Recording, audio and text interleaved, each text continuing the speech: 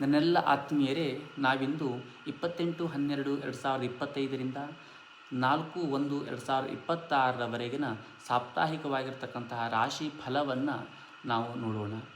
ಸಾಂಪ್ರದಾಯಿಕ ಜ್ಯೋತಿಷ್ಯ ದೃಷ್ಟಿಕೋನದಿಂದ ಭಕ್ತಿ, ವ್ಯವಹಾರ, ಆರೋಗ್ಯ, ಸಂಬಂಧಗಳ ಸಮತೋಲನದೊಂದಿಗೆ ಈ ಫಲವನ್ನು ವಿವರಿಸಿರ್ತಕ್ಕಂತಹದ್ದು. ಇದು ಕೇವಲ ರಾಶಿ ಆಧಾರಿತವಾಗಿರ್ತಕ್ಕಂತಹದ್ದು. ಇನ್ನು ಜಾತಕದ ಭಾವಚಲಿತದ ಮೇಲೆ ಕೆಲವೊಂದಷ್ಟು ವ್ಯತ್ಯಾಸಗಳು ಕೂಡ ಆಗುವಂತಹ ಸಾಧ್ಯತೆ ಕೂಡ ಇರುವಂತಹದ್ದು. ಮೊದಲಿಗೆ ಮೇಷರಾಶಿಯನ್ನು ನೋಡೋದಾದರೆ, ಈ ವಾರ ಮೇಷರಾಶಿಯವರಿಗೆ ಶಕ್ತಿಯುತವಾಗಿರ್ತಕ್ಕಂತಹ ಆರಂಭ. ವೃತ್ತಿಯಲ್ಲಿ ಹೊಸ ಜವಾಬ್ದಾರಿಗಳು ಬರುವಂತಹದ್ದು. ನಿಮ್ಮ ಕಾರ್ಯಕ್ಷಮತೆ ಹಿರಿಯರಿಗೆ ಮೆಚ್ಚುಗೆಯಾಗಿ ಬರುವಂತಹದ್ದು. ಹಣಕಾಸಿನ ವಿಷಯದಲ್ಲಿ ಖರ್ಚು ಹೆಚ್ಚಾಗುವಂತಹ ಸೂಚನೆ ಇದ್ದರೂ ಅನಗತ್ಯ ವೆಚ್ಚಗಳೇ ಹೆಚ್ಚಾಗುವಂತಹದ್ದು. ಹಾಗಾಗಿ ಸ್ವಲ್ಪ ಎಚ್ಚರಿಕೆ ಇರಲಿ. ಕುಟುಂಬದಲ್ಲಿ ಸಣ್ಣ ಅಸಮ್ಮತಿಗಳು ಕಾಣಿಸಿಕೊಂಡರೂ ಮಾತುಕತೆಯಿಂದ ಪರಿಹಾರ ಸಾಧ್ಯವಾಗುವಂತಹದ್ದು. ಆರೋಗ್ಯದ ಕಡೆಗೆ ಗಮನ ಇರಿಸಿ. ನಿದ್ರೆ, ಆಹಾರ ಮತ್ತು ನಿಯಮಗಳನ್ನು ಖಂಡಿತವಾಗಿಯೂ ಪಾಲಿಸಿ. ಯಾಕೆಂತಂದರೆ ಸ್ವಲ್ಪ ಆರೋಗ್ಯ ಹೇಳುವಂಥದ್ದು ವ್ಯತಿರಿಕ್ತವಾಗುವಂಥ ಸಾಧ್ಯತೆಗಳು ಕೂಡ ಇರುವಂತಹದ್ದು. ಸ್ವಲ್ಪ ಈ ವಾರದಲ್ಲಿ ನಿಮಗೆ ವಿಶ್ರಾಂತಿಯು ಕೂಡ ಅಗತ್ಯತೆಯು ಕೂಡ ಜಾಸ್ತಿ ಇರುವಂತಹದ್ದು.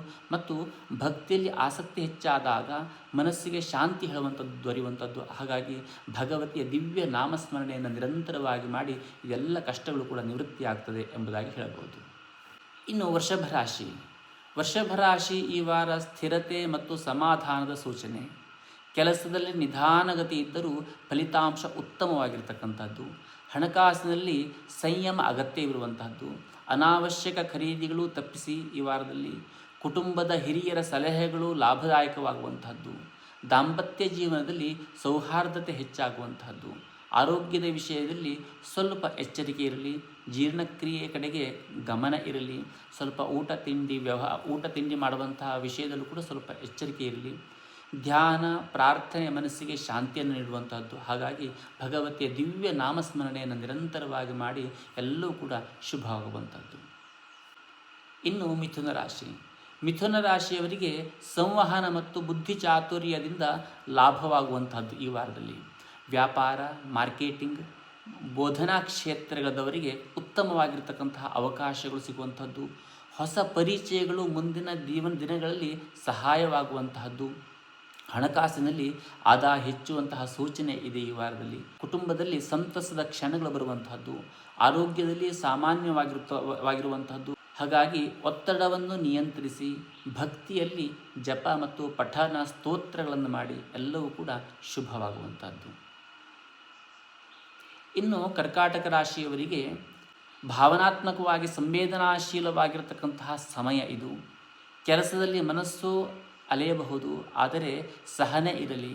ಹಣಕಾಸಿನಲ್ಲಿ ಸ್ಥಿರತೆ ಕಾಯ್ದುಕೊಳ್ಳಲು ಯೋಜನೆಯ ಅಗತ್ಯ ಇರುವಂತಹದ್ದು. ಕುಟುಂಬದಲ್ಲಿ ಸಹಕಾರ ದೊರೆಯುವಂತಹದ್ದು. ದಾಂಪತ್ಯದಲ್ಲಿ ಪರಸ್ಪರ ಅರಿವು ಹೇಳುವಂಥದ್ದು ಹೆಚ್ಚಿಸಿಕೊಳ್ಳಿ ಈ ಸಮಯದಲ್ಲಿ. ಆರೋಗ್ಯದ ವಿಷಯದಲ್ಲೂ ಕೂಡ ಹೊಟ್ಟೆಯ ಜೀರ್ಣಕ್ರಿಯೆ ಕಡೆಗೆ ಗಮನ ಇರಲಿ. ಸ್ವಲ್ಪ ತಿನ್ನುವಂತಹ ವಿಷಯದಲ್ಲೂ ಕೂಡ ಗಮನ ಇರಲಿ. ವಲಯದಲ್ಲಿ ದೇವಾಲಯ ದರ್ಶನ ಅಥವಾ ಪೂಜೆಯಿಂದ ಮನಸ್ಸಿಗೆ ನೆಮ್ಮದಿ ಹೇಳುವಂಥದ್ದು ಪ್ರಾಪ್ತವಾಗುವಂತಹದ್ದು. ಹಾಗಾಗಿ ಭಗವತಿ ಅಮ್ಮನವರ ಸಾನ್ನಿಧ್ಯ ಎಲ್ಲಿದೆಯೋ ಅಂತಹ ದೇವಸ್ಥಾನಕ್ಕೆ ದರ್ಶನವನ್ನು ಮಾಡಿ ಎಲ್ಲವೂ ಕೂಡ ಶುಭವಾಗುವಂತಹದ್ದು. ಇನ್ನು ಸಿಂಹರಾಶಿಯವರಿಗೆ ನಾಯಕತ್ವದ ಗುಣಗಳು ಮೆರೆದಾಡುವಂತಹ ವಾರ ಇದು. ವೃತ್ತಿಯಲ್ಲಿ ಪ್ರಗತಿ ಇರುವಂತಹದ್ದು. ಗೌರವ ಸಿಗುವಂತಹ ಸಾಧ್ಯತೆ. ಹಣಕಾಸಿನಲ್ಲಿ ಹಳೆಯ ಬಾಕಿ ಹಣ ವಸೂಲಿ ಕೂಡ ಈ ವಾರದಲ್ಲಿ ಆಗುವಂತಹದ್ದು. ಕುಟುಂಬದಲ್ಲಿ ಸಂತೋಷದ ವಾತಾವರಣ. ದಾಂಪತ್ಯದಲ್ಲಿ ಉತ್ಸಾಹ ಹೆಚ್ಚಾಗುವಂತಹದ್ದು. ಆರೋಗ್ಯ ಉತ್ತಮವಾಗಿರುವಂಥದ್ದು. ಆದರೆ ಅಹಂಕಾರದಿಂದ ದೂರ ಇರಿ.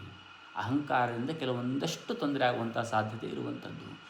ಸೂರ್ಯೋಪಾಸನೆ ಶುಭ ಫಲವನ್ನು ಕೊಡುವಂಥದ್ದು. ಹಾಗಾಗಿ ಈ ವಾರದಲ್ಲಿ ಸೂರ್ಯನ ಉಪಾಸನೆಯನ್ನು ಮಾಡಿ ಎಲ್ಲವೂ ಕೂಡ ಒಳ್ಳೆಯದಾಗ್ತದೆ. ಇನ್ನು ಕನ್ಯಾ ರಾಶಿಗೆ ವಿಶ್ಲೇಷಣಾ ಶಕ್ತಿ ಹೇಳುವಂಥದ್ದು ಹೆಚ್ಚಾಗುವಂಥ ಸಮಯ ಇದು. ಕೆಲಸದಲ್ಲಿ ನಿಖರತೆ ಮತ್ತು ಪರಿಶ್ರಮದಿಂದ ಯಶಸ್ಸು ಹೇಳುವಂಥದ್ದು ಸಿಗುವಂಥದ್ದು.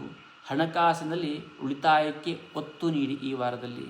ಯಾಕೆಂತಂದರೆ ಹಣಕಾಸಕ್ಕೆ ಅನಿರೀಕ್ಷಿತವಾಗಿ ಖರ್ಚಾಗುವಂಥ ಸಾಧ್ಯತೆ ಇರುವಂಥದ್ದು. ಹಾಗಾಗಿ ಕುಟುಂಬದಲ್ಲಿ ಸಣ್ಣ ವಿಚಾರಗಳಿಗೆ ಅತಿಯಾದ ಚಿಂತೆ ಹೇಳುವಂಥದ್ದು ಬೇಡ. ಆರೋಗ್ಯದಲ್ಲಿ ಚರ್ಮ ಸಮಸ್ಯೆಗಳು, ನರಗಳ ಕಡೆಗೆ ಗಮನ ಇರಲಿ. ನರಗಳ ಸಮಸ್ಯೆಗಳು ಕೂಡ ಆಗುವಂಥ ಸಾಧ್ಯತೆ ಇದೆ. ಯೋಗ ಪ್ರಾಣಾಯಾಮ ಹೇಳುವಂಥದ್ದು ನಿಮಗೆ ಬಹಳ ಉತ್ತಮವಾಗಿರ್ತಕ್ಕಂಥದ್ದು ಈ ವಾರದಲ್ಲಿ. ಹಾಗಾಗಿ ಯೋಗ ಪ್ರಾಣಾಯಾಮವನ್ನು ಅಭ್ಯಾಸವನ್ನು ಮಾಡಿಕೊಳ್ಳಿ. ಭಕ್ತಿ ಶ್ರದ್ಧೆಯಿಂದ ಆ ಭಗವತಿಯ ದಿವ್ಯ ನಾಮಸ್ಮರಣೆಯನ್ನು ಮಾಡಿ ಎಲ್ಲವೂ ಕೂಡ ಒಳ್ಳೆಯದಾಗುವಂಥದ್ದು. ಇನ್ನು ತುಲಾರಾಶಿ. ತುಲಾರಾಶಿಗೆ ಸಮತೋಲನ ಕಾಯ್ದುಕೊಳ್ಳುವಂತಹ ವಾರ ಇದು. ಕೆಲಸದಲ್ಲಿ ಸಹಕಾರದಿಂದ ಉತ್ತಮವಾಗಿರ್ತಕ್ಕಂತಹ ಫಲಿತಾಂಶ ಸಿಗುವಂಥದ್ದು. ಹಣಕಾಸಿನಲ್ಲಿ ಲಾಭ ಮತ್ತು ನಷ್ಟ ಸಮವಾಗಿರುವಂಥದ್ದು. ಕುಟುಂಬದಲ್ಲಿ ಶುಭ ಸುದ್ದಿಗಳು ಬರುವಂತಹದ್ದು. ದಾಂಪತ್ಯದಲ್ಲಿ ಪ್ರೀತಿ ಮತ್ತು ಗೌರವ ಹೆಚ್ಚಾಗುವಂಥದ್ದು. ಆರೋಗ್ಯದಲ್ಲಿ ಬೆನ್ನು ಮತ್ತು ಕಣ್ಣುಗಳ ಕಡೆಗೆ ಗಮನವನ್ನು ಹರಿಸಿ ಸೌಂದರ್ಯದ ಕಡೆಗೆ ಸಂಬಂಧಿಸತಕ್ಕಂತಹ ಕಾರ್ಯಗಳಲ್ಲಿ ಯಶಸ್ಸು ಹೇಳುವಂಥದ್ದು ಈ ವಾರದಲ್ಲಿ ನಿಮಗೆ ಪ್ರಾಪ್ತವಾಗುವಂಥದ್ದು. ಹಾಗಾಗಿ ಭಗವತಿ ಅಮ್ಮನವರ ದಿವ್ಯವಾಗಿರ್ತಕ್ಕಂಥ ನಾಮಸ್ಮರಣೆ ನಿರಂತರವಾಗಿ ಮಾಡಿ ಎಲ್ಲದೂ ಕೂಡ ಒಳ್ಳೆಯದಾಗುವಂಥದ್ದು. ಇನ್ನು ವೃಶ್ಚಿಕ ರಾಶಿಯವರಿಗೆ ಆಂತರಿಕವಾಗಿರ್ತಕ್ಕಂತಹ ಶಕ್ತಿ, ದೃಢತೆ ಹೇಳುವಂಥದ್ದು ನಿಶ್ಚಯವಾಗಿ ಹೆಚ್ಚಾಗುವಂತಹ ಸಮಯ ಇದು. ಕೆಲಸದಲ್ಲಿ ರಹಸ್ಯ ಕಾರ್ಯಗಳು ಅಥವಾ ಸಂಶೋಧನೆಯಲ್ಲಿ ಯಶಸ್ಸು ಹೇಳುವಂಥದ್ದು ಪ್ರಾಪ್ತವಾಗುವಂಥದ್ದು. ಹಣಕಾಸಿನಲ್ಲಿ ಜಾಗ್ರತೆ. ಕುಟುಂಬದಲ್ಲಿ ಮಾತಿನ ತೀಕ್ಷ್ಣತೆಯನ್ನು ನಿಯಂತ್ರಿಸಿಕೊಳ್ಳಿ ಈ ವಾರದಲ್ಲಿ.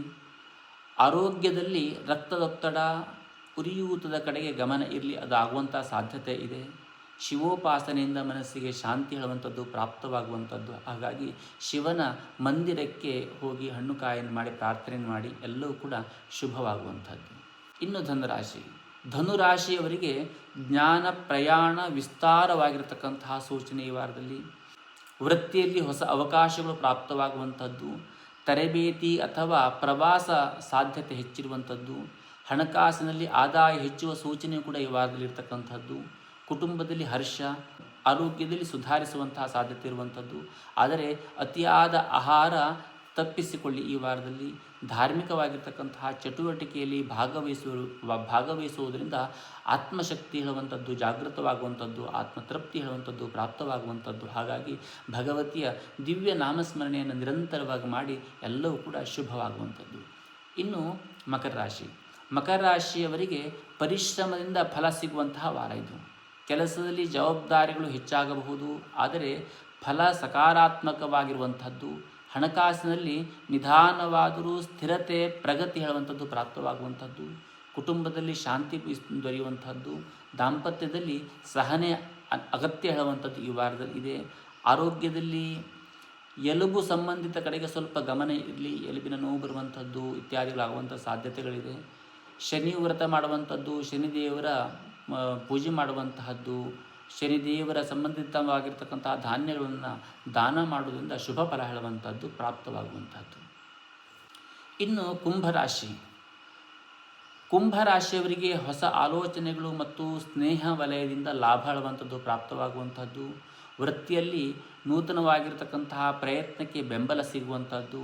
ಹಣಕಾಸಿನಲ್ಲಿ ಅಚಾನಕವಾಗಿರ್ತಕ್ಕಂತಹ ಅನಿರೀಕ್ಷಿತವಾಗಿರ್ತಕ್ಕಂತಹ ಲಾಭದ ಸಾಧ್ಯತೆಯು ಕೂಡ ಈ ವಾರದಲ್ಲಿ ಇದೆ. ಕುಟುಂಬದಲ್ಲಿ ಸ್ನೇಹಪೂರ್ವಕ ವಾತಾವರಣ ಹೇಳುವಂಥದ್ದು ಸಿಗುವಂಥದ್ದು. ಆರೋಗ್ಯದಲ್ಲಿ ಕಾಲುಗಳು ಮತ್ತು ರಕ್ತ ಸಂಚಾರದ ಕಡೆಗೆ ಸ್ವಲ್ಪ ಗಮನ ಇರಲಿ. ಸಮಾಜ ಸೇವೆ ಅಥವಾ ಧ್ಯಾನ ಇತ್ಯಾದಿಗಳು ನಿಮಗೆ ಈ ವಾರದಲ್ಲಿ ಶುಭ ಫಲವನ್ನು ಕೊಡುವಂಥದ್ದು. ಹಾಗಾಗಿ ಅದರಲ್ಲಿ ತಮ್ಮನ್ನು ತಾವು ತೊಡಗಿಸಿಕೊಂಡು ಉತ್ತಮವಾಗಿರ್ತಕ್ಕಂತಹ ಪ್ರಗತಿಯನ್ನು ಹೊಂದಿ ಎಂಬುದಾಗಿರುತ್ತೇವೆ.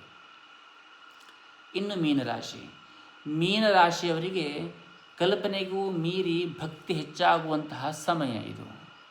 ಕೆಲಸದಲ್ಲಿ ಸೃಜನಶೀಲತೆ ಮೆರೆಯುವಂಥದ್ದು. ಹಣಕಾಸಿನಲ್ಲಿ ಖರ್ಚು ಹೇಳುವಂಥದ್ದು ಸ್ವಲ್ಪ ನಿಯಂತ್ರಿಸಿಕೊಳ್ಳಿ. ಯಾಕೆಂತಂದರೆ ಅತಿಯಾಗಿರ್ತಕ್ಕಂತಹ ಖರ್ಚಿನಿಂದ ಅಪಾಯ ಹೇಳುವಂಥದ್ದು ಸಂಭವಿಸುವಂಥದ್ದು. ಕುಟುಂಬದಲ್ಲಿ ಭಾವನಾತ್ಮಕ ಬೆಂಬಲ ಹೇಳುವಂಥದ್ದು ಈ ವಾರದಲ್ಲಿ ನಿಮಗೆ ದೊರೆಯುವಂಥದ್ದು. ಆರೋಗ್ಯದಲ್ಲಿ ನೀರಿನ ಅಂಶ ಮತ್ತು ನಿದ್ರೆ ಕಡೆಗೆ ಸ್ವಲ್ಪ ಗಮನ ಇರಲಿ. ನೀರಿನಿಂದ ತೊಂದರೆ ಆಗುವಂತಹ ಸಾಧ್ಯತೆ ಇರುವಂಥದ್ದು. ಹಾಗಾಗಿ ಸ್ವಲ್ಪ ಎಚ್ಚರಿಕೆ ಹೇಳುವಂಥದ್ದು ಇರಲಿ. ವಿಷ್ಣು ಮತ್ತು ನಾರಾಯಣೋಪಾಸನೆಯಿಂದ ಶಾಂತಿ ಹೇಳುವಂಥದ್ದು ನಿಮಗೆ ಈ ವಾರದಲ್ಲಿ ಪ್ರಾಪ್ತವಾಗುವಂಥದ್ದು. ಹಾಗಾಗಿ ಆ ಭಗವಂತನ ನಾಮಸ್ಮರಣೆಯನ್ನು ಮಾಡಿ ಎಲ್ಲವೂ ಕೂಡ ಶುಭವಾಗುವಂಥದ್ದು. ಈ ರಾಶಿ ಫಲಗಳು ಸಾಮಾನ್ಯ ಜ್ಯೋತಿಷ್ಯ ಆಧಾರದ ಮೇಲೆ ಹೇಳಿರ್ತಕ್ಕಂಥದ್ದು. ವೈಯಕ್ತಿಕ ಜಾತಕ ಅಥವಾ ದಶಾಭುಕ್ತಿಯ ಪ್ರಕಾರ ಫಲ ಬದಲಾಗುವಂತಹ ಸಾಧ್ಯತೆ ಇರುವಂತಹದ್ದು. ಹಾಗಾಗಿ ನಾವೆಲ್ಲರೂ ಕೂಡ ದಿವ್ಯವಾಗಿರ್ತಕ್ಕಂತಹ ಕೋಟಿ ಲಲಿತಾ ಸಹಸ್ರನಾಮ ಮಹಾಯಾಗದಲ್ಲಿ ಪಾಲ್ಗೊಂಡು ಭಗವತಿ ಅಮ್ಮನವರ ಲಲಿತಾ ಸಹಸ್ರ ಸರ್ವ ಸೌಭಾಗ್ಯದಾಯಕವಾಗಿರ್ತಕ್ಕಂತಹ ಲಲಿತಾ ಸಹಸ್ರನಾಮವನ್ನು ಪ್ರತಿನಿತ್ಯವೂ ಕೂಡ ಪಾರಾಯಣವನ್ನು ಮಾಡಿ ಆ ಭಗವತಿಯ ಅನುಗ್ರಹಕ್ಕೆ ಪಾತ್ರರಾಗೋಣ ಎಂಬುದಾಗಿ ಹೇಳ್ತೇನೆ. ನಮಸ್ಕಾರ.